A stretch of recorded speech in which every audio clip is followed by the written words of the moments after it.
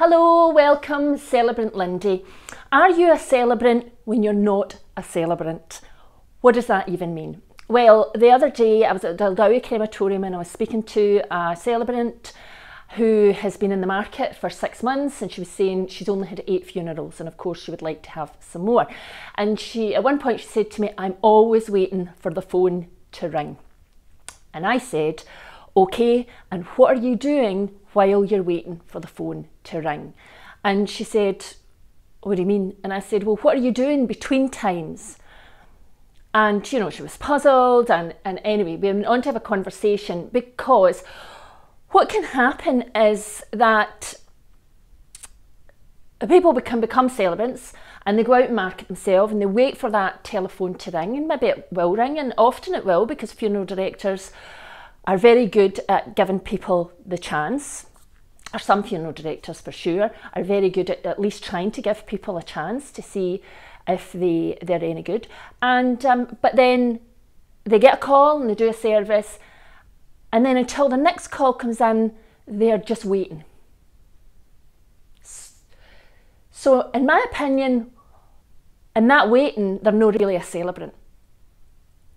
And so what I would advise new celebrants to do is, regardless of how many times the phone is ringing, between phone calls, be a celebrant.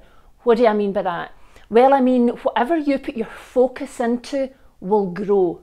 You know, if you're somebody that's very focused on saving money and putting your money away, and that's your focus, your money will grow. If you're somebody that's focused on being a really good speaker, and that's where you put your energy in, and you do your research and you go on courses and you do your public speaking skills will grow. Whatever you put your focus into and your energy into will grow. So between phone calls, don't switch off. Don't be in that mindset of, is my phone going to ring? My phone's no rung. Obviously nobody wants to use me. Oh, I must be a rubbish celebrant. There's too many celebrants out there.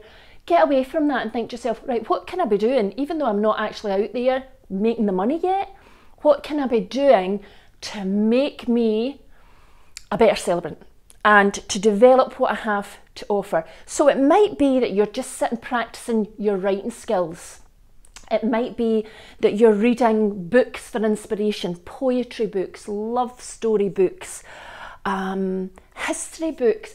You know, you find inspiration in so many different and unexpected places. So I'm always trying to read, and I have found inspiration in places in Game of Thrones. I sit with a pad and a pen beside me, and if somebody says something, a phrase, a quote that I think, I could maybe use that, I write it down. Usually I've got a what do you call it, a thing hanging around my neck, and it's got a wee notepad in the end. I'm an ideas thief. I'm always stealing things from people.